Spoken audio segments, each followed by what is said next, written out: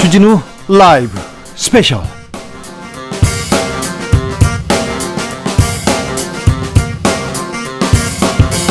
2020년 8월 15일 토요일입니다. 안녕하십니까, 주진우입니다. 광복절입니다. 토요일 광복절, 의미 있는 시간인데요. 일주일 동안 가장 중요한 부분, 가장 재미있었던 주진우 라이브 부분만 모아서 다시 듣는 그런 시간을 가져보려고 합니다. 토요일의 남자 KBS 김기아 기자, 안녕하세요. 안녕하세요. 토요일 오늘 방송만 들어도 일주일 방송을 모두 들은 것처럼 알차게 재밌는 부분, 중요한 부분만 쏙쏙 골라서 가져왔습니다. 네. 김기아입니다. 김기아 기자는 영상으로 보면 훨씬 더 잘생겼다면서요? 영상이 낫습니다. 그래요? 제가 보니까. 예. 맞아요. 영상이 나아요. 네, 그건 맞습니다. 네. 유념해 주십시오. 네. 유튜브에서 네. 주진우 라이브 검색하면 됩니다. 포탈에서도 검색하면 되죠? 그렇습니다. 포탈이나 유튜브에서 주진우 라이브 검색을 하시면 지금 영상으로도 보실 수가 있습니다. 김기아 기자, 토요일에는 우리가 청취자들을 위해서 선물도 준비해놨어요. 그렇습니다. 그런데 오늘이 또 75주년 광복절 아니겠습니까? 광복절. 광복절에 뭐 해야 되죠? 태극기 달아야죠. 태극기 걸어야죠. 그리고 우리 이 나라를 세우신 네. 독립운동가. 네.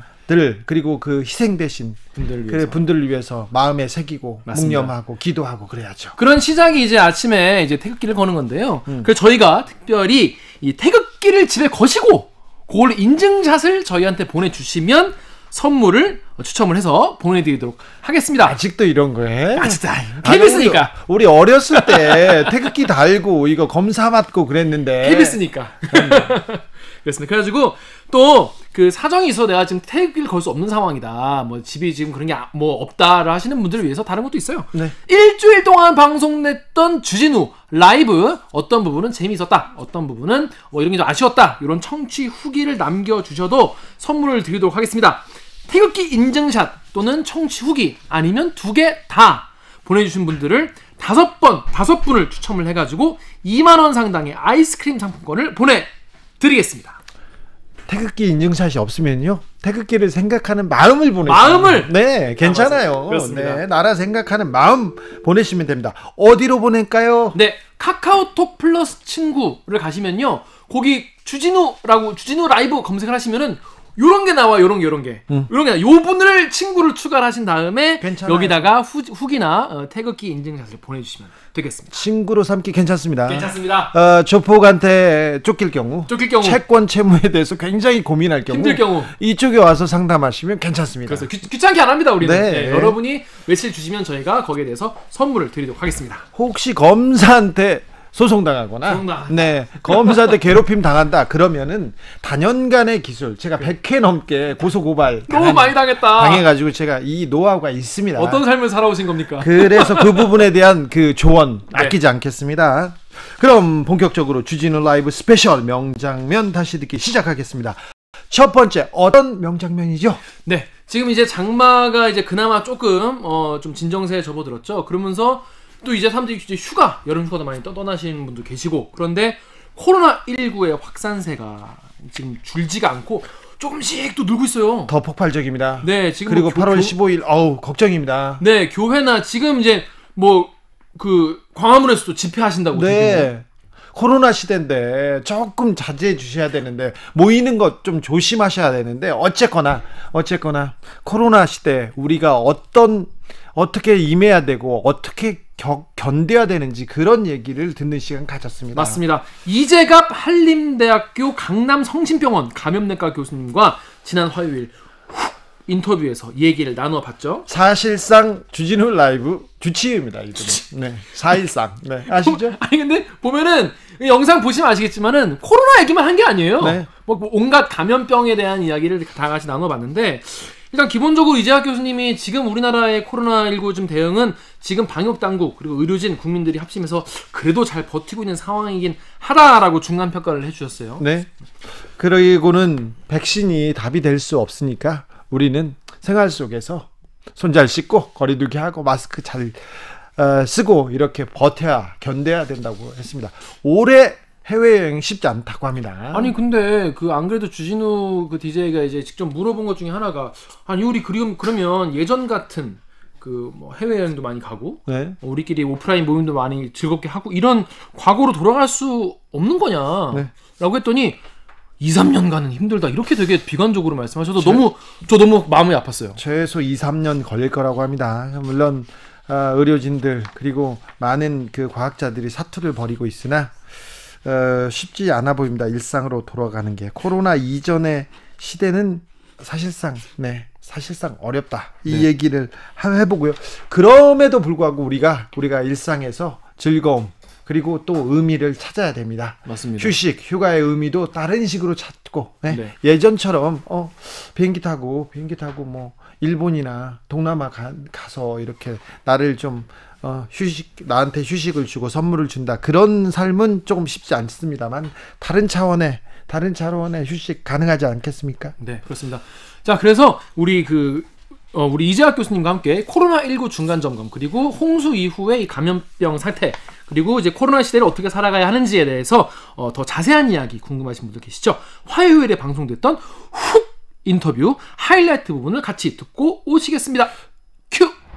백신 치료제 우리나라 지금 에서 좀 성과를 내고 있습니까? 좀 진전이 있습니까? 뭐 진전은 다 있긴 있습니다. 특히 이제 백신 쪽은 이제 뭐 국내 DNA 백신 한 종류가 임상을 시작을 해서 좀 진행 중이기는 한데 다만 DNA 백신 자체에 대한 우리나라 인프라가 별로 없어서 이제 생산까지 가려면 상당 기간 시간이 걸릴 것 같고요. 그 다음에 다른 한쪽 이제 항원 단백질 이제 복합체로 만드는 그런 좀 가장 클래식하지만 가장 안전하고 효과가 좋을 것 같은 백신은 이제 동물 시험 단계에 들어가 있거든요. 그게 빨리 지나야 내년 말이나 돼야지 임상이 끝날 수 있을 것 같아서. 내년 말이요? 예. 그래서 우리나라 백신이 그러니까 차곡차곡 열심히 하고 있기는 하지만 아직 조금 전반적으로는 속도가 다른 국가의 속도를 좀 못 따라가고 있는 건 맞긴 맞습니다. 아, 그렇습니까? 좀 안타깝습니다. 국내로 유입된 변종 코로나 바이러스에 대해서도 좀 겁나다는 분들 많습니다. 이거는 어떤 내용이죠? 일단 이제 코로나 바이러스의 항원성이라 그러죠. 그러니까 병을 일으킬 때 가장 중요한 역할을 하는 게 돌기 단백질이라 그래서 그 바이러스의 껍질에 해당되는 부분에 돌기들이 나와 있거든요. 그런데 이번에 발견된 세계에는 그 돌기 부분에 유전자 변이가 있는 거라고 이제 확인이 된 거예요. 근데 이제는 이제 유전자 변이가 확인됐다는 것만 밝혀진 거지 이게 어떤 임상적 의미를 가질지 뭐 백신의 효과를 떨어뜨릴 정도인지 아니면 뭐 바이러스의 전파력을 늘리는 건지 이런 정도는 아직까지 증명이 안 된 거여서요. 그러니까 유전적 변이가 발견됐다. 그 중요한 부위의 유전적 변이다라는 것만 확인됐다. 그리고 이후는 연구를 통해서 확인하는 좀 기나긴 증명 작업들이 필요한 상황입니다. 선생님, 우리는 몰라도 되죠? 일반인들. 네, 저희가 이제 감염병 전문가들이 고민할 거고요. 선생님이 고민하실 거죠? 또 특히 질병관리본부가 열심히 고민하고 있는 상황이라 좋은 결과들도 내놓을 거라 생각하고 있습니다. 전 세계 코로나 확진자가 2천만 명 넘어섰습니다. 첫 발병 보고는 7개월 넘었고요. 백신이 나오기 전까지는 어찌 해야 됩니까? 이제 백신이 나오는 것도 시간이 좀 걸릴 것 같아요.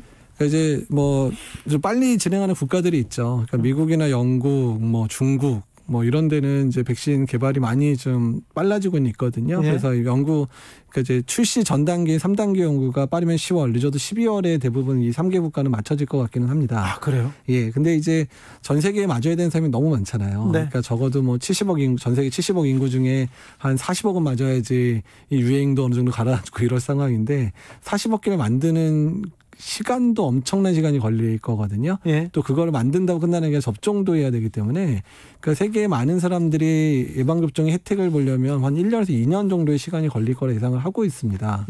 그러니까 사실 백신이 나온다고 해서 연구가 끝났다고 해서 다 끝난 게 아니라 엄청난 시간들을 저희가 또 기다려야 되는 거죠. 그런데 선생님 1, 2년 있다가 백신을 다 맞고 40억 명이 다 맞고 그러면 저희가 코로나 이전으로 넘어갈 수 있습니까? 돌아갈 수 있습니까? 그러지는 않을 거라고 또 생각을 하죠. 변이 문제 때문에 백신을 근데 어쨌든 변이가 되더라도 한번 만들어진 백신을 변이에 해당되는 바이러스를 넣어서 백신 만드는 건 어렵지 않아요. 아, 그래요? 근데 다만 백신의 효과가 이게 지금 급하게 만들고 있잖아요. 그러니까 적어도 이게 정말 효과적인 백신이라면 한 75% 정도 이상은 돼야 되는데 아마 50%만 돼도 일단 맞자고 할 거예요. 그러니까 보면 50%는 맞아도 걸릴 수 있다는 얘기잖아요.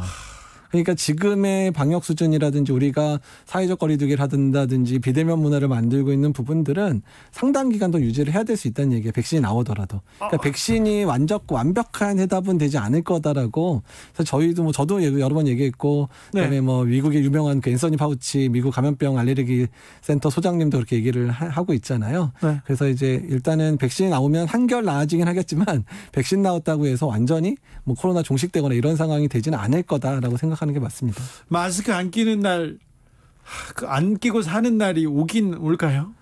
오긴 오겠죠. 오긴 올까요? 그러니까 뭐 그래도 몇 년은 지금 필요한 거죠. 그러니까 뭐 최소한 2, 3년 정도 생각을 하고 있고 그러면 그래서 백신이 어느 정도 효과를 보기 시작하면 코로나 바이러스가 겨울철에 유행하는 바이러스로 아마 토착화될 가능성이 높으니까 네. 여름이나 봄은 좀 잘 지내다가 겨울에는 마스크 쓰고 다니고 뭐 이런 상황이 몇 년 이후에 올 거라고 그냥 긍정적으로 그냥 생각을 하려고 하고 있습니다. 자, 그러면요. 외국 여행이나 외국 출장을 갈 수 있는 시간은 언제쯤 예상하세요? 그러니까 뭐 비즈니스나 아니면 공공 업무나 이런 거는 어느 정도 백신 나오고 안정이 되면 조금씩 열릴 건데요. 우리가 네. 자유롭게 정말 코로나 이전처럼 마음만 먹으면 어디든 갈 수 있어서 그런 상황은 뭐 어차피 그것도 한 2, 3년 이상 걸릴 거라고 계획을 하고 계셔야 돼서 이 코로나 때문에 생기는 이런 우울함들을 달랠 뭔가 좀 다른 색다른 방법들은 계속 찾아보셔야 될 것 같습니다. 네. 윤카카님이 슬프다 얘기하는데 선생님 만나서 반갑고 좋은데요. 얘기할수록 슬퍼집니다. 예, 저도 슬픈데 네.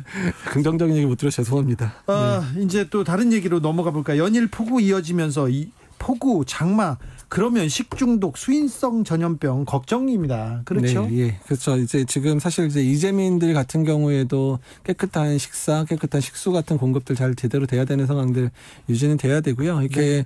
습도가 높고 온도가 높으면 어떤 세균의 증식들이 늘어나기 때문에 그런 식중독에 의한 그런 여러 가지 음식물 매개로 하는 여러 가지 감염병들에 의한 사고들이 계속 발생할 수 있어서 네. 그에 대한 철저한 준비가 필요한 시기가 맞습니다. 선생님 생각해보면 건강 걱정됩니다. 코로나 때문에 피로 누적 심각한 상태입니다. 7개월 동안 잠도 제대로 못 자고 건강이 버텨주나 이렇게 걱정되는데 네. 선생님 건강 괜찮으시죠? 건강은 괜찮습니다. 그런데 자꾸 배가 나와서 이제 운동 빨리 시작을 해야 되지 않을까. 다른 의료진들이나 의료기관 좀 잘 버티고 있습니까? 우리는 시스템으로 또 지원으로 버티는 게 아니라 의료인들의 네. 희생으로 여기까지 지금 억지로 막고 있는 것 같아요. 네, 맞습니다. 이제 방역 당국도 많이 힘들어가고 하고 있고 의료기관들도 힘들어서 그래서 이제 저희가 뭐 방역 당국에서도 제시를 하고 있고 의료기관들 제시하고 있는데 그러니까 상시적으로 이제 앞으로 코로나 상황 1, 2년 이상 갈 거니까 그러니까 이제 일반적인 진료 범위 안으로 이제 코로나 진료를 포함을 해야 된다. 네, 일상적으로 이제 대비를 해야 되고 네. 그다음에 그거에 맞추려면 그렇다고 해서 뭐 그냥 환자 그냥 보겠다 뭐 아무나 걸려 이렇게 할 수는 없는 상황이니까 안전하게 볼 수 있는 체제를 만들려면 그에 해당되는 의료진도 더 필요하고요. 그다음에 그에 대한 지원도 더 필요하고 네. 그다음 재정적인 지원도 더 필요하거든요. 그러니까 이 부분에 있어서 어떻게 그 부분을 이제 나누어서 짊어질 건지에 대한 고민이 필요한 상황이거든요. 예. 그래서 정부 차원에서도 뭐 의료기관들이 그런 이제 안전하게 진료볼 수 있는 시스템들을 만들어주는 측면들도 노력을 해야 되고 의료기관들도 환자를 안전하게 볼 수 있는 여러 가지 지침이라든지 이런 것들을 개정 작업들을 해야 되는 상황이라 앞으로 2, 3개월이 그런 거를 해야 되는 아주 중요한 시기라고 생각이 됩니다. 네. 아무튼 의료진들의 건강 국민들이 감사하게 생각하고 걱정하고 있습니다. 그런데 14일인가요? 의협이 총파업 예고하고 있습니다. 전공의들도 다 집단 행동에 나서겠다고 하는데 아이고 파업이 장기화되면 의료 공백 걱정합니다. 우려스럽습니다. 어떻게 현명한 지혜를 좀 내볼 수 있을까요? 그러니까 이게 의사협회나 아니면 의료 저도 뭐 의사니까 그러니까 그 주장하는 바에 대한 저도 공감하는 바는 있는데 그러니까 지금이 코로나 상황 안에서 벌어진 부분이라 그러니까 이 부분이 사실은 조금 어느 정도에 있어서는 자제를 할 필요가 있다는 거는 말씀을 드리고 싶은데 네. 다만 정부가 왜 하필이면 이런 코로나 상황에서 의사들을 자극하는 부분들도 했는지에 대해서 좀 그 부분도 좀 안타까운 부분이 있거든요. 특히 지역 의료, 공공의료 공백이 크기 때문에 네. 지역 의사, 공공의료 의사들을 더 공급하겠다. 이게 자극한 겁니까? 그러니까 이제 제가 말씀드리고 싶은 부분은 그 얘기는 이제 정부에서 계속 하던 얘기지만, 네. 그러니까 지금 병원들이 되게 고생하고 애쓰고 있는 상황인데 지금 의사 정원 늘리는 문제에 있어서는 의사협회가 계속 의사협회만한 모든 의사들이 상당히 민감하게 생각하는 네. 부분이니까 그 말이 뭐 틀린 거다 아니다라고 제가 논평을 하려는 게 아니라 네. 지금 코로나 상황 때문에 되게 엄중한 상황이고 의료진들이 많이 지쳐 있는 상황들인데 네. 그 상황에서 하필이면 왜 굳이 이 시기에 계기를 꺼내서 예. 그러니까 지금 아니면서 꺼내기 힘드니까 꺼낸 거는 이해를 해요. 정부 차원에서는. 네. 근데 의료진들이 만약에 이렇게 공백이 생겼을 때 그러면 코로나 진료 안 할 것도 아니고 코로나를 보는 사람들은 의료진들은 오히려 그분들이 파업을 하거나 좀 집회를 하는 상황에 계속 환자 보고 코로나 상황들을 계속 지켜나가는 일들을 해하고 있어야 되는 상황이거든요. 네. 그래서 의사협회 총파업을 제가 뭐 지지하는 것도 아니지만 네. 하필이면 의사가 가장 민감한 상황들을 지금 꼭 얘기를 했어야 되느냐에 대한 부분들은 타이밍에 관한 부분에서는 상당히 안타깝다는 거죠. 아, 그럼요. 이건 정책에 대한 얘기고 정무의 네. 정치에 관한 얘기니까 좀 더 얘기를 해서 정부하고 원만하게 타협을 이루었으면 좋았을 텐데요.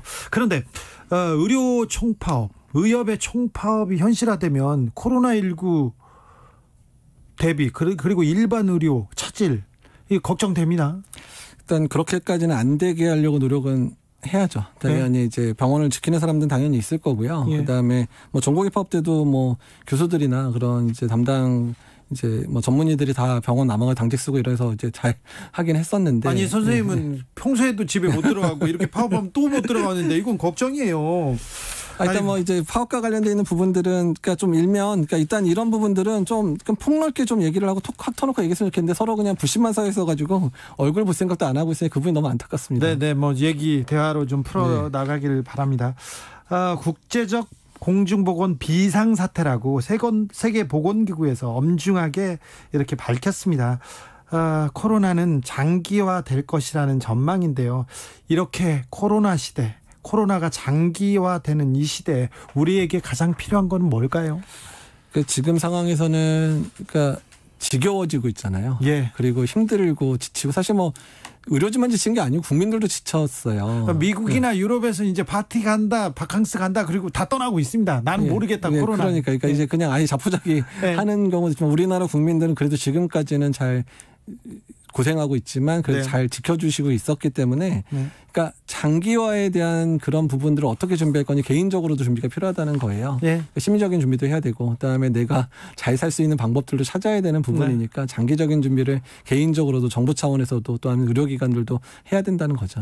나만의 휴가법, 나만의 코로나 시대에도 잘 노는 법 이런 것도 좀 개발해야 될 것 같습니다. 네, 맞습니다. 한림대 강남성심병원 감염내과 이재갑 교수와 함께한 화요일 훅 인터뷰 하이라이트 부분 다시 듣고 오셨습니다. 김기아 기자. 네. 주진우 라이브는 풀 버전이 제맛입니다. 특히 이재학 교수님 말씀 같은 경우에는 하나도 빼먹을 게 없어요. 네. 다 알찬 말씀이기 때문에 또 우리의 건강과 직결되어 있는 문제이기 때문에 요거를 풀 버전을 꼭 들으시길 추천을 해드리는데요. 유튜브나 팟캐스트에서 주진우 라이브 검색을 하신 다음에 8월 11일에 방송됐던 화요일 1부를 들으시면 되겠습니다. 네, 주진우 라이브 스페셜 KBS 김기아 기자와 함께하고 있습니다. 다음 장면은 어떤 장면일까요? 명장면이라고 이렇게 쓰는데 사실 그렇게 말하기는 좀 부끄러워요. 그러니까요. 그러니까 빼주세요. 다음 장면. 다음 장면.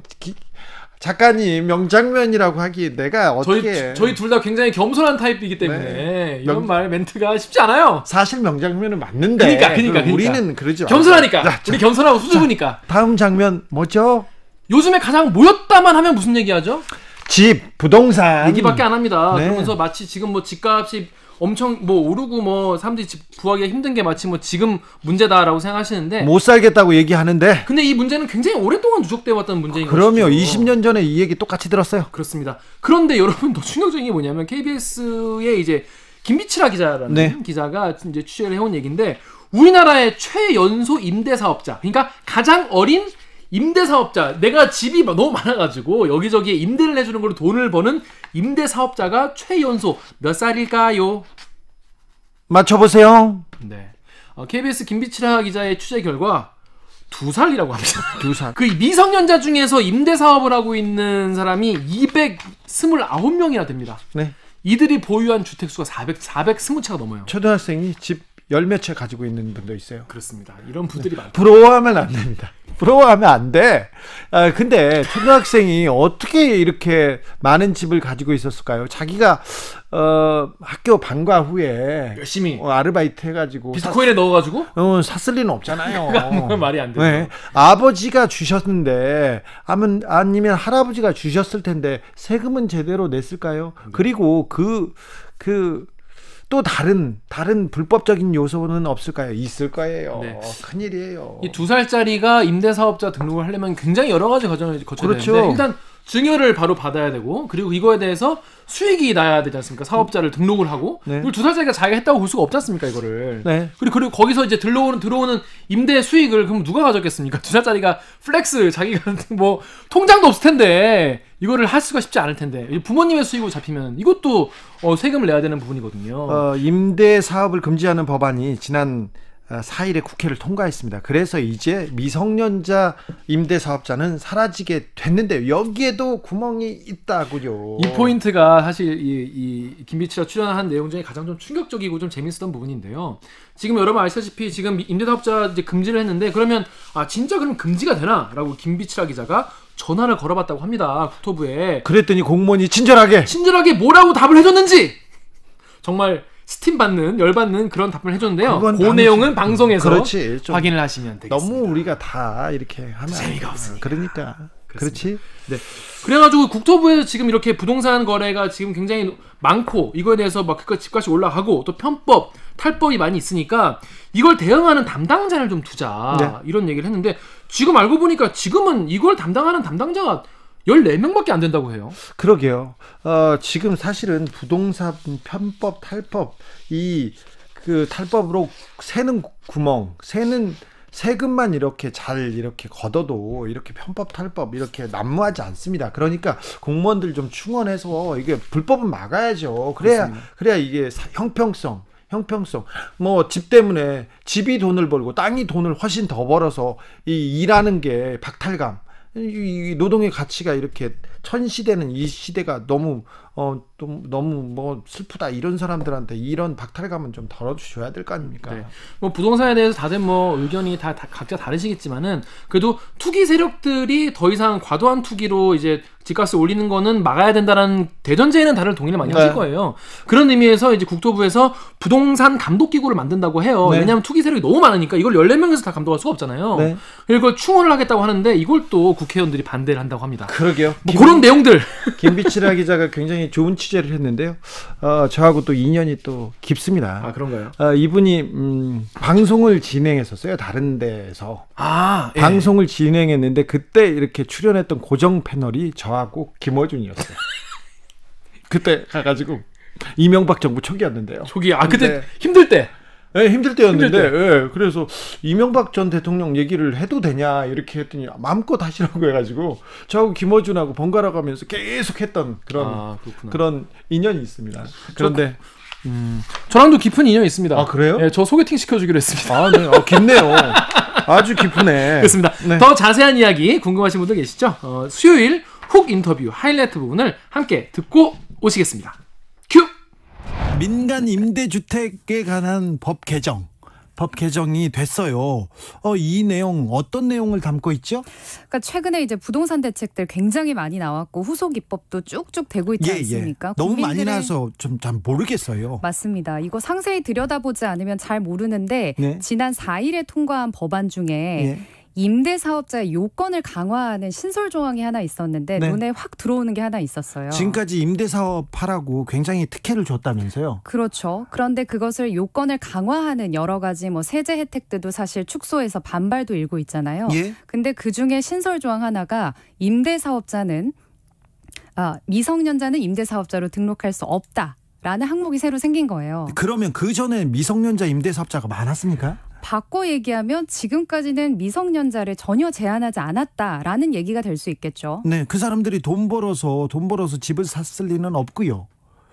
이런 경우가 있었어요. 미성년자 주택사업 미성년자가 어떻게 주택 임대 사업을 해요?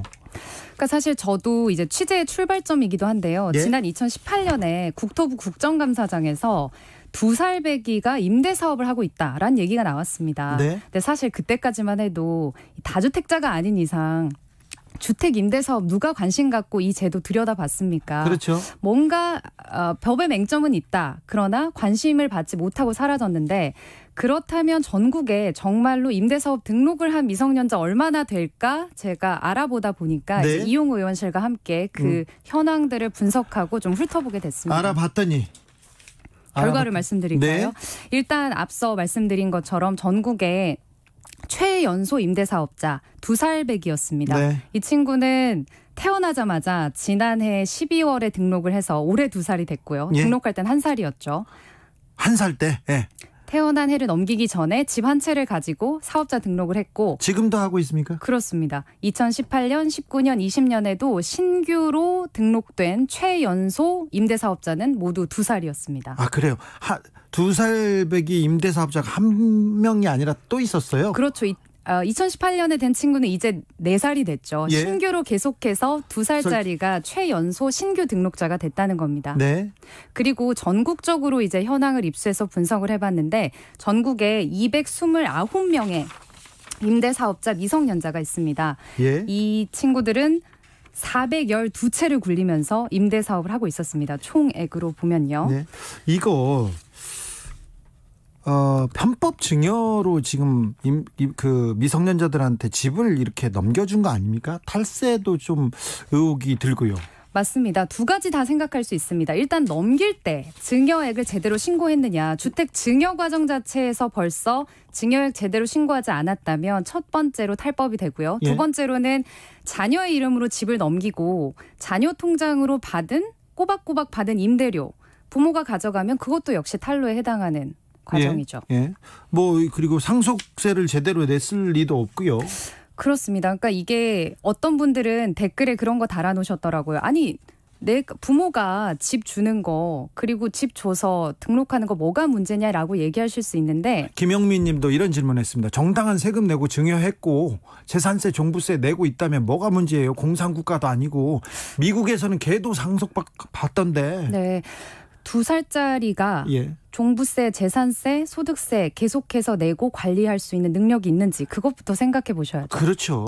다주택자가 될 수는 있지만 네. 임대사업자로 등록을 해서 활동을 하는 것은 또 다른 문제이기 때문에 그 두 부분을 사실 좀 다르게 생각한다면 첫째로는 많은 분들 댓글 주셨듯이 법적인 맹점이 있었던 게 당연히 잘못이죠. 예, 이런 예. 구멍을 열어놨던 거. 그리고 그 구멍을 이용해서 다주택자들이 투기를 하고 자녀 임대료를 받아서 다시 갭 투자를 하는 방식으로 주택을 늘렸다면 이건 명백하게 법의 제도의 맹점을 이용하게 된 거죠. 청취자 질문대로 걔가 이렇게 상속을 받거나 임대사업 견이 있는 건 아니죠? 네, 아직까지 걔는 등록이 안 된 것 같습니다. 네. 계약서상에 사람 대 사람으로만 할 수 있게 된 그러면 걸로. 법이 이제 바뀌면서 이제 그 법의 공백 좀 메울 수 있습니까?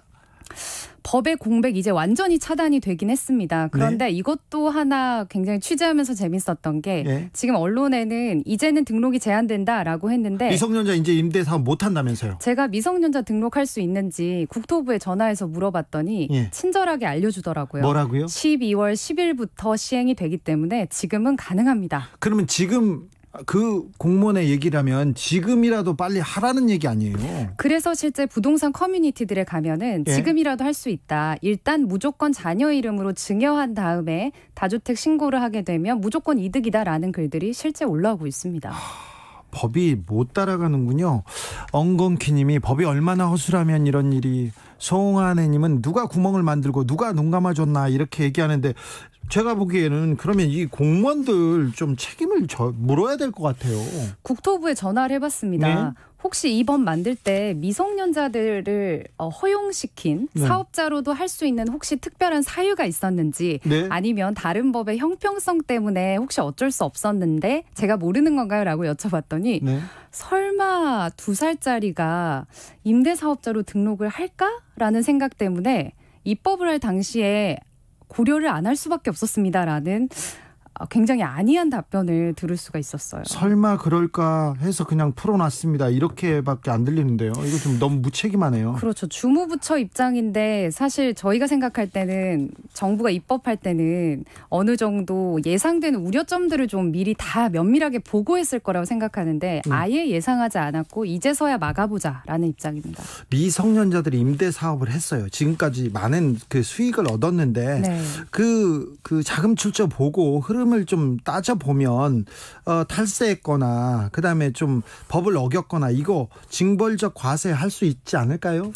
그래서 사실 이제 제가 보도를 하고 나서 네. 우연히 일어난 일이긴 한데요. 오늘 민주당에서 예. 그 부동산 감독청 설치하자는 얘기가 나왔어요. 예. 그러니까 금감원처럼 네. 부동산 감독청을 따로 만들어서 여기에 수사 권한도 주자라는 예. 얘기가 나왔는데 대통령도 그 얘기 하셨죠? 네, 사실 지금 국토부에서는 이런 전반적인 부동산 불법 거래를 대응하는 사람, 담당자가 14명밖에 안 된대요. 이게 예. 사실 현실이긴 하거든요. 이거 당장에 조금 더 뭔가 독립기구로서 확대가 된다면 그래도 이런 구멍들 찾는 다주택자들 막을 수 있겠죠. 그렇죠. 이거 바로 부동산 구멍인데 누가 한 명이 책임지면 이거 세금 탄류, 세금 감면 이거 다 따져볼 수 있지 않습니까? 어렵지 않게. 근데 또 통합당에서는 반대하고 있는 입장이라서 정치권에서 이걸 반대요? 일단 불필요한 공무원 일자리들을 늘려주는 꼴만 될 수 있다라고 하면서 긍정적인 반응은 보이지 않고 있습니다. 세금 탄로하는 사람 잡자는데 왜 긍정적인 반응을 보여주지 못하는 건가요?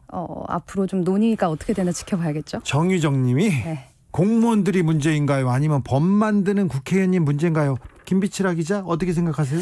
두 쪽 다 문제인데 사실 이 법의 허점을 이용한 사람들은 언제든지 등장을 합니다. 그런데 계속해서 땜질하지 않고 그래도 최대한 완벽에 가까운 법을 한 번에 만들어야 국민 신뢰를 받을 수 있을 거니까 이거는 입법한 쪽의 책임이 훨씬 더 큰 것 같습니다. 정치부로 갔는데 임대차 3법 이거 경제부 기자들이 관심을 가져야 될 부분을 취재했어요.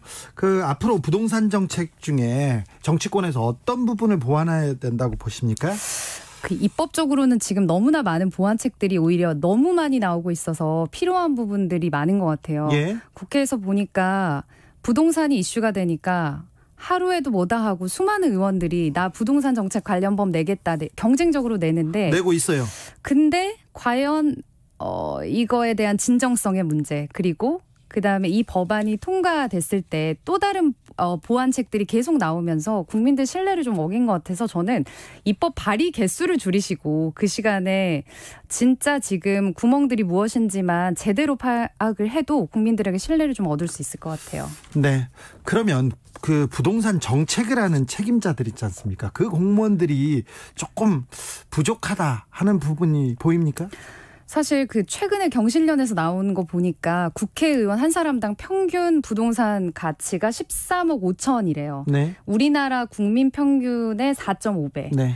평균을 나눠도 국민보다 4배 이상의 그 주택을 갖고 있는 사람들이 우리를 위한 입법을 한다. 눈높이가 안 맞는다고 이미 생각을 하고 있거든요. 네.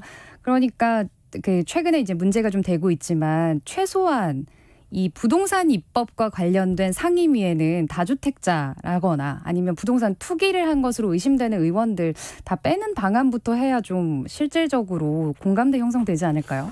정치부에서 그거 계속 취재해서 보도하면 아마 그 의원들이 부담스러워서 다른 상임위를 바꾸거나 옮길 거예요. 도망갈 그럴까요? 거예요. 이 문제 말고 현재 관심 갖는 취재 있습니까?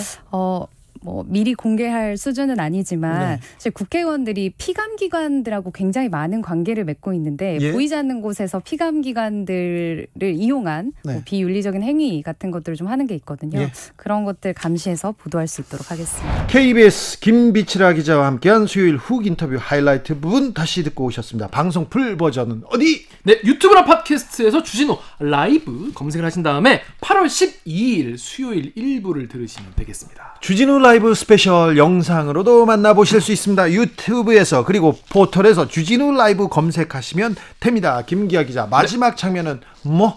마지막 장면은 요즘에 이제 여름 휴가를 떠날 수가 없잖아요, 지금. 그렇죠. 근데 휴가철은 맞아요. 그래도 쉬긴 쉬어야 되는데. 쉬긴 쉬어야 돼. 휴가는 있는데 뭘 해야 될지 모르시는 분들 많이 계시죠? 그래서 이런 분들을 위해서 저희가 휴가 때 좋은 책 좀 읽자 예. 이런 취지로 목요일 책의 맛에서 골라왔습니다. 사실 휴가 때 책 읽으세요 그러면 혼나요. 맞아요. 혼나요. 좀 그래요. 네, 좀 쉬어야 되는데 그리고 또 아주 편한 책 그리고 그 재미있는 책 어디를 가는 책 그런 책이 아니고 네.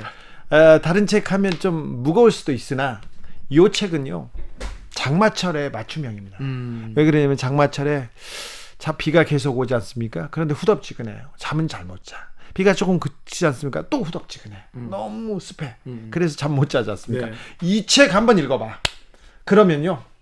꿀잠. 그렇죠. 보장합니다. 보장합니다. 저도 머리맡에 책이 있는데 네. 이제 잠 안 올 때마다 보는데 반도 못 읽었어요. 네. 2페이지 보면 자기 때문에. 이번 주에 맛본 책이 뭐지요? 바로 시간의 향기라는 한병철 선생 유명하죠. 이 독일에 계신 철학자분입니다. 세계적인 철학자인데요. 네. 한국의 철학자입니다. 사실 독일에서도 네. 굉장히 유명한. 각광받는 그런 분입니다. 거기서 얘기를 들으셨다고. 제가 독일 취재 갔었는데 헤센주 검찰청에 갔었는데요. 헤센이 독일에 있는 주예요. 그렇죠. 프랑크푸르트에. 네. 최순실, 최서원 씨 아, 관련된 취재 취재하셨구나. 갔을 때 그때 갔었는데 병철한 아냐고 물어보더라고요. 그래가지고 제 친구 병철이는 아는데 그래가지고 한병철 그 작가를 물어봐가지고 내가 깜짝 놀랐어요. 이 동네에서도 굉장히 저명한 학자구나 이렇게 생각합니다. 그렇구나. 프랑스에 갔을 때는 네.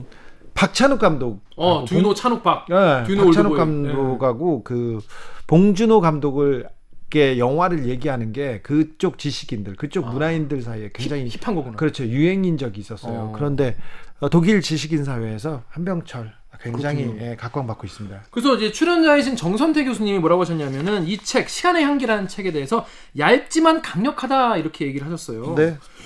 사실 저도 이제 한병철 선생 그 피로 사회가 유명하잖아요. 네. 그 보라색 책. 네. 얇은데 10,000원이나 하는 거예요. 그래서 그 책 살 때 돈 아깝다 이런 생각하면서 샀거든요. 근데 막상 읽어보니까 그 속에 담긴 무게가 어마어마해서 저도 보면서 야 이거 진짜 꼭 읽어봐야겠다 이런 생각이 들긴 들었어요. 한병철 선생 책은요 시 같아요. 그래서 한 문장을 이렇게 곱씹어봐야 됩니다. 이게 뭐지 이렇게 곱씹어보다 보면 많은 의미를 던져줍니다. 그래서 잠오게 돼요. 근데 사실 한 페이지 읽으면서 굉장히 생각을 많이 하게 돼요. 그러니까요. 네. 그래서 되게 놀랐어요, 되게. 네. 근데 굉장히 의미 있는 책이고요. 사색을 권유합니다. 여기서 가다가 사색. 그 우리 사회에 이분이 고려대 금속공학과를 그러니까 그것도 되게 웃기죠. 네. 마치고 나서 유학을 갔어요. 네. 가서 거기서 철학, 미학을 이렇게 공부하고 박사가 되고 거기서 강의를 하기 시작했는데 그래서 정서가 우리 사회에 이 그 정글 그 강자가 다 그 독식하는 이런 그 사회의 부조리를 좀 많이 담고 있어. 네. 그래서 함께 살자, 같이 살자, 천천히 살자 이런 게 그 조금 우리 사회에 좀 부족하잖아요. 그래서 그 각박한 우리 사회의 단면을 담고 그 현대 사회는 어떻게 풀어갈 것인가 이런 게 좀 보여요. 맞습니다. 사실 이 방송 보신 분 중에서 젊으신 분도 많이 계실 텐데 특히 저는 이 한병철 선생 책 중에서 피로사회 강력히 추천을 드리고 이런 거 한번 읽고 가면은 친구들 사이에서 되게 힙하다. 그리고 자랑질 있잖아요. 하기 좋아. 그러면 하기 딱 좋아. 네. 얇아요. 얇아 시간도 얼마 안 걸려. 근데 내용은 되게 그럴싸해요. 네. 읽어보면 합니다. 자, 그래서 주진우 라이브 청취자분들 이제 뭐 휴가 가신 분도 많이 계실 거고 이제 주말이신데 주말이고 또 월요일도 쉬는 날 아니겠습니까? 네. 그래서 이제 책 한번 봐야겠다라고 싶은데 자 시간의 향기 또 어떤 책 좀 추천해 주시겠어요? 저는 최근에 삼국지 다시 읽고 있어요. 삼국지. 근데 그 삼국지 다시 읽고 있고 8.15지 않습니까? 우리 민족의 통일과 해방, 화해 협력에 대해서 조금 더 고민했으면 해서 저는 태백산맥 추천합니다. 태백산맥. 태백산맥을요. 근데 금방 읽어요. 태백산맥 그 길어도. 그러면요. 자, 1편을 조금만 넘어가지 않습니까? 그러면 소화가 나와. 소화가 하고 이게 애틋한 좀 그리고 또 굉장히 좀 뭐라고 해야 되냐 그 에로틱해요.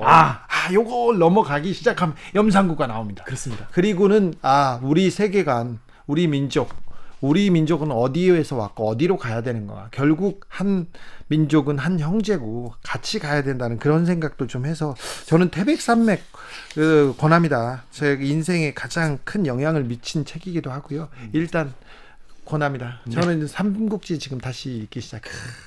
그렇습니다. 자, 더 자세한 이야기 궁금하신 분들 많이 계실 것 같아요. 자, 목요일 책의 맛 하이라이트 부분, 재밌는 부분 함께 듣고 오시겠습니다. 큐! 한병철 선생 책 골랐는데요. 뭐 필요사회부터 투명사회, 권력이란 무엇인가, 그리고 이 아름다움의 구원 또 있다. 에로스의 종말까지. 네. 정말 하나하나 빠뜨리기 어려운 그런 훌륭한 작품들을 쓴 분입니다. 이 독일에서 활동하고 있는 네. 철학자입니다. 저 독일 취재 가는데 병철 아냐고 한병철 아냐고 물어보더라고요. 이분은 좀 대단한 분이다. 원래서 비중이 있는 존재고. 그래서 독일에서 독일 지식인사회에서 이 사람이 큰 영향력을 가지고 있구나 그런 생각에 좀 뿌듯했습니다. 근데 책으로 들어가기 전에 한 짧게 두 가지만 좀 전제를 얘기하고 싶은데요. 세상에는 제목으로 오해를 빚는 경우가 많습니다. 제가 본 프랑스 예술 영화 중에 정말 훌륭한 작품이 있는데 그 제목이 하얀 드레스예요. 네. 그러다 보니까 되게 느낌이 이상하지 않아요? 막 굉장히 무슨 하여튼 가벼운 영화 같잖아요. 아니 그런데 김갑수 선생님은 하얀 드레스가 뭐 어땠어요? 아니 왠지 의미 있는 것 같지 않고 뭐 하여튼. 근데 아니 왜 얘기하냐면 이게 굉장히 심오한 철학서고 네? 대중서가 아니에요. 근데 시간의 향기 그러니까 네. 무슨 보랏빛 향기 뭐 무슨 굉장히 경한 느낌을 줘서 네. 그게 하나 오해를 빚을 수 있고요. 네. 또 하나 이 한병철 교수의 시간의 향기 같은 책이 방송으로 하기에 가장 나쁜 책이에요. 네. 왜냐하면 의미를 전달하는 게 목적이 아니거든요. 네. 이 책은 인간이 노동에 종속되어서 시간의 본질을 잃어버린 뭐 이렇게 정리를 해버리면 뭐 이상한 맹탕이 돼버립니다. 그렇죠. 한 귀절 한 귀절에 굉장히 사색적인 걸 통해서 굉장히 여러 가지를 반추할 수 있게 하는 거여서 전달이 엄청나게 어렵다는 얘기예요. 하님이 웨딩 케이크란 노래도 엄청 슬픈데 그 얘기 하셨습니다. 마키님이 저는 시간의 향기를 읽으면서 예전에 가본 비그친 후에 미술관 골목 비 냄새가 떠올랐어요. 향기나 냄새를 머금은 시간은 추억을 소환하고 시간을 멈추게 한다는 생각을 했습니다. 맞습니다. 이분 너무 깊은데. 네. 아까 주 기자님 말씀하셨는데 네? 이 병철 아냐고 묻는 사람들이 뭐 그렇게 뛰어난 지식인이 아니라 하더라도 네. 대중적으로 그런 것 같아요. 제가 놀란 것은 유럽의 사례를 들어서 그렇습니다만은 미셸 푸코나 이런 사람들이 대단히 어렵거든요. 그런데 고등학생들도 상식적인 수준에서 안단 말이에요. 네. 고등학교 시험 문제에 네. 바칼로레아 문제에 나오기도 하고 그건 아무래도 한국 교육과에 관련이 있지 않을까 싶기도 해요. 이런 책들을 어렵지 않게 소화할 수 있는 그 훈련을 어릴 때부터 한다면은 이런 책을 방송에서 얘기하는 것도 어렵지 않을 텐데 하는 생각을 하게 됩니다. 핵심을 정리하기는 어렵습니다. 이 책을 좀 정리해서 뭐 어떻게 설명해내지 그런 생각을 했는데 그래도 또 선생님들께서는 정리해 주셔야 되는데. 네. 이 책이 사고자 하는 얘기의 핵심이 서문에 딱 나와 있습니다. 네. 서문의 일부를 보면요. 자기만의 고유한 향기가 있는 삶의 시간을 가능하게 하는 방법은 무엇인가. 그러니까 자기만의 고유한 향기가 있는 삶의 시간을 가능하게 하는 방법은 무엇인가 라는 질문에 대한 긴 대답이라고 얘기할 수 있으면 될 것 같습니다. 요는 그렇습니다. 너무나 과잉 활동적인 삶에서 벗어나서 사색적인 삶으로 돌아가 보자. 이건 저 뒷부분에 맨 뒤에 활동적인 삶과 사색적인 삶이라는 짧은 그 챕터에서 부연 설명되고 있습니다. 한병철 선생이 계속 결핍을 얘기하는데 부족해서 결핍이 아니라 너무 그렇죠. 많아서 과잉 때문에 결핍하다. 그래서 더 고르지도 못한다. 이런 얘기를 여러 책에서 말씀하시잖아요. 맞습니다. 그런데 그 말의 원전이 말라름이에요. 세상에 결핍은 두 가지가 있는데 사실 원래는 결핍은 단순성 심플리서티인데 그냥 없어서 결핍된 게 있고 너무너무 넘쳐나면 그것도 결핍이라는 거예요. 네. 네. 과잉에서 오는 결핍. 근데 이 한병철 교수가 이제 이 책을 통해서 집요하게 이제 문제의식으로 출발시킨 거는 뭐냐면 우리 현대인들이 이제 시간의 본질로부터 멀어졌다는 거죠. 시간을 이제 잃어버렸다는 거죠. 근데 시간은 있잖아요, 지금도. 어제도 있고 오늘도 있고 앞으로 가는 거죠. 근데 시간의 연속적 관념을 놓치고 현재라는 존재. 근데 현재는 항상 1초 전에 지나갔으니까 현재 끝에서 어느 날 부지불식간에 와락하고 죽음이라는 종말을 맞아서 생 자체의 의미를 획득하기 어려운 시간을 우리가 살아간다. 네. 그것 때문에 뭐 공허하고 뭐 여러 가지 이제 곤란을 겪는 건데 그동안 나왔던 숱한 처방들 느리게 살기 뭐 등등등 이거 다 약간 엉터리 같은 얘기다 하면서 시간의 본질의 근원에서 니체하고 하이데거를 네. 원용하면서 지속되는 것에 대한 의미를 집요하게 그냥 계속 얘기하는 것이죠. 네. 네. 좀 설명이 어렵죠. 네. 그러니까 활동에 너무 과잉 그렇죠. 시간을 투자하기보다는 사물을 보든 사람을 보든 하늘을 보든 또 비를 보든 좀 깊이 생각하면서 그 생각 속에서 내 삶은 어떤 의미가 있는지 한번 이 사색의 장을 펼쳐보자. 뭐 이렇게 얘기하는 거죠. 한 달락만 제가 읽어보겠습니다. 활동의 과잉이 일상을 지배하면서 인간의 삶에서 사색적 요소, 머무름의 능력은 완전히 상실되고 실종되고 만다. 맞습니다. 그 결과는 세계의 상실, 시간의 상실이다. 네. 사색을 하라고 계속 얘기하는데 네, 그 문장입니다. 책을 읽다 보면은 사색을 할 수밖에 없어요. 이거 뭐지 그러면서 네. 네. 나의 생각을 나의 과거와 추억으로 끌고 가는 힘이 있습니다. 맞습니다. 그리고 문장과 문장 사이에서 한참 머무르게 돼요. 네. 이게 이 두껍지 않은 책이고 또 문장도 짧습니다. 네. 짧은데 그 짧은 문장 그 사이에서 한참을 머무르다가 그냥 잠들어 버리기도 하고요. 거기에서 한참 이 망설이다가 이게 무슨 말인지 고민하기도 하고 그렇습니다. 잠이 안 온다고 지금 열대야에 힘들다고 하시는 분들이 있지 않습니까? 이 책 네. 읽지 않습니까? 잠 잘 옵니다. 중간중간에 어이구 이게 뭐지 그러면서 잠으로 갑니다. 사색적 삶을 되살리는 것이 사색하는 것이 시간의 향기를 찾는 길이다. 이게 무슨 말입니까? 네. 그러니까 앞에서 잠깐 말씀하셨는데 느리게 사는 것만으로 충분하지 않다는 네. 거예요. 그러니까 여유 있게 느리게 사는 느리게 사는 것만으로는 충분하지 않고 그 머무르는 능력, 이 부재가 머무름의 기술이거든요. 이 머무르면서 깊이 들여다보라는 것이죠. 저기 능력이 없는 사람들, 저 같은 사람들은 바쁘게 살아도 힘들거든요. 그래서 멈춰서서 느리게 하는 게 굉장히 어렵습니다. 성격 탓이기도 하고 거기에 또 사색하라.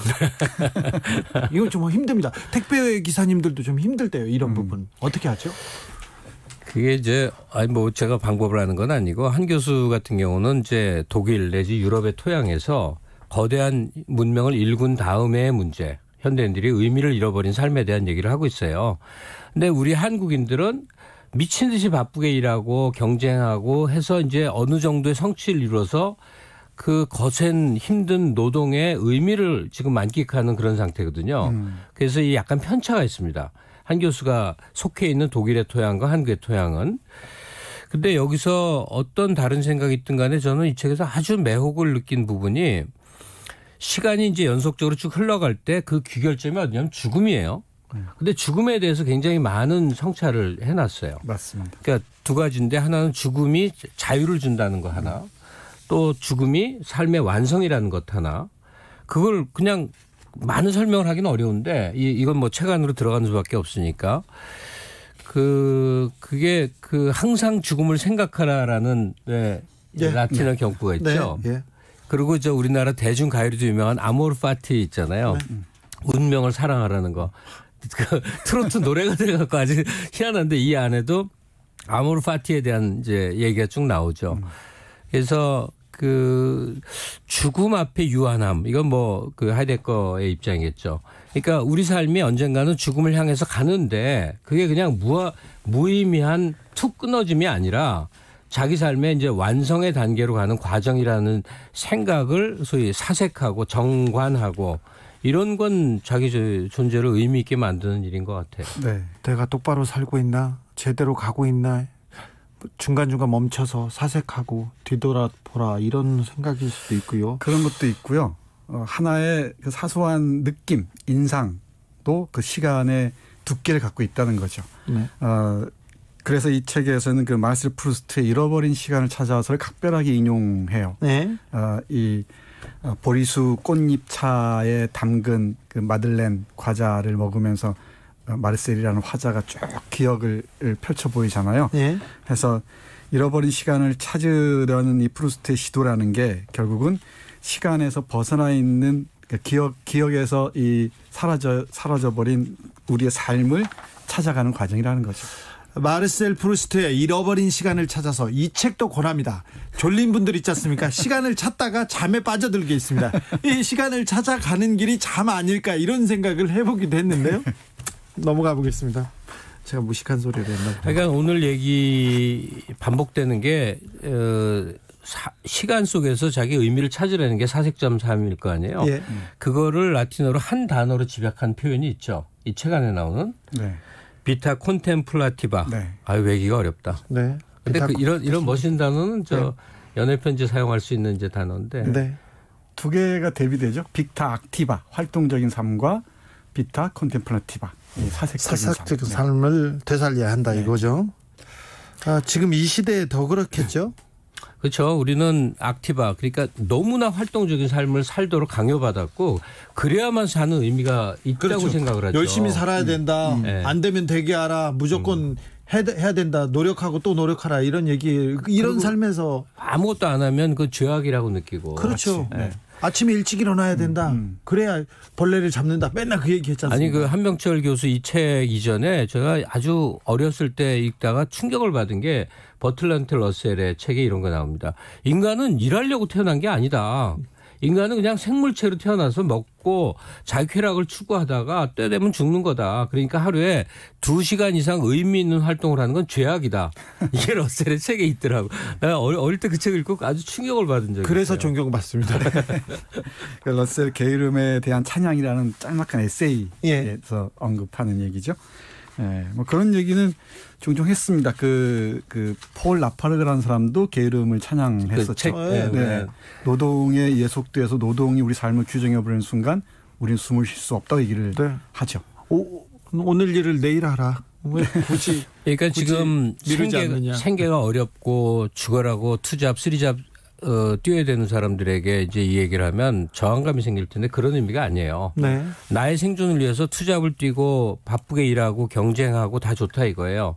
근데 그 한 내면에 지금 한병철 교수가 말하듯이 이 비타 콘템플라티바 그 생의 의미에 대해서 왜 존재하는지에 대해서 생각하는 여지가 항상 존재해야 되는 거예요. 안 그러면 너무 허망하고 어느 날 툭 끊어집니다. 그냥 이렇게 뭔가가 이렇게 팽팽했던 게 가위로 뚝 끊어지듯이 그런 삶을 산다는 것이 사람에게 얼마나 불행한 것인가를 이제 역설하고 있거든요. 예.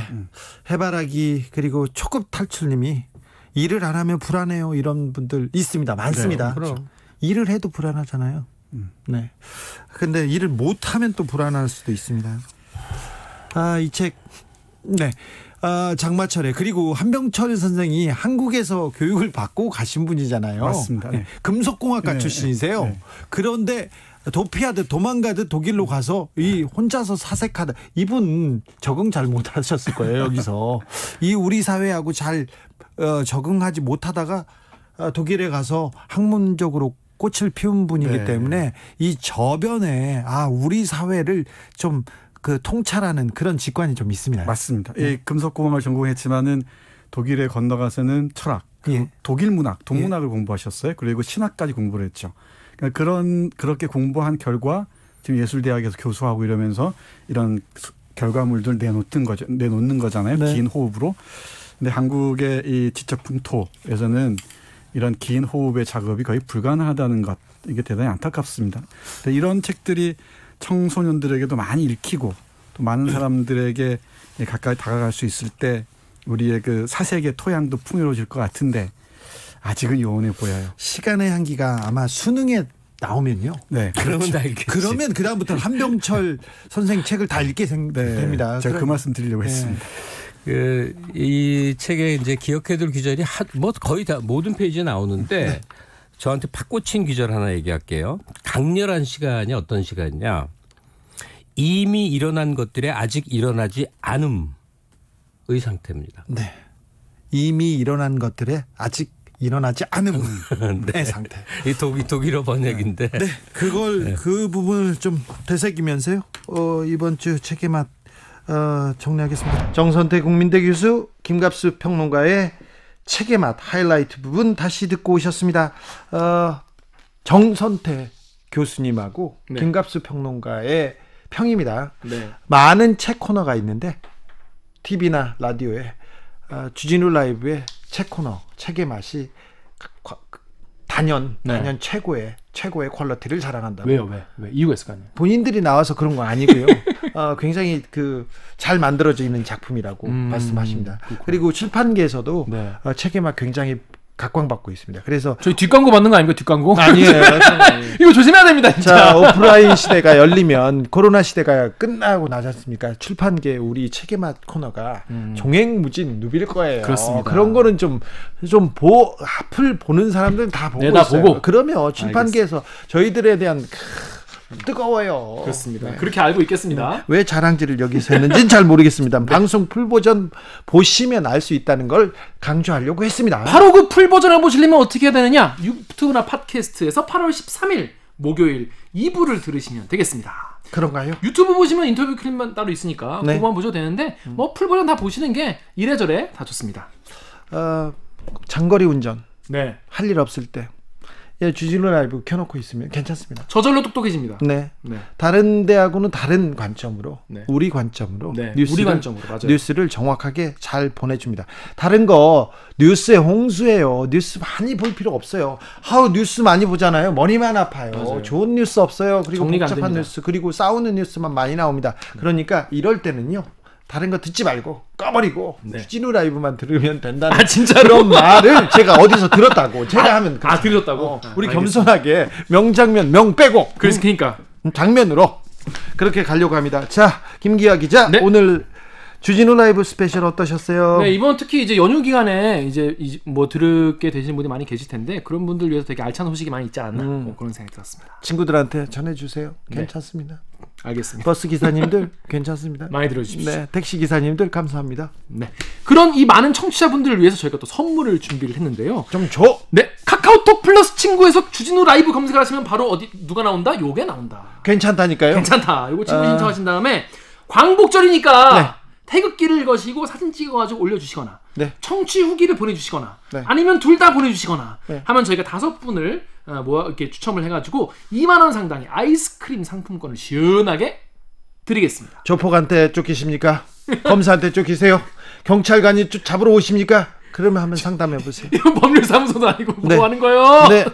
모든 걸 해결해 줄 수 있는, 네. 해결해 줄 수 있진 않죠. 근데 해결해 주려고 노력하는, 여러분과 공감하는, 여러분들을 도우려고 마구 노력하는 그런 주진우 라이브. 그리고 아이스크림도 드리려고 하는. 그렇죠. 네. 선물은 좀 많이 주세요. 네.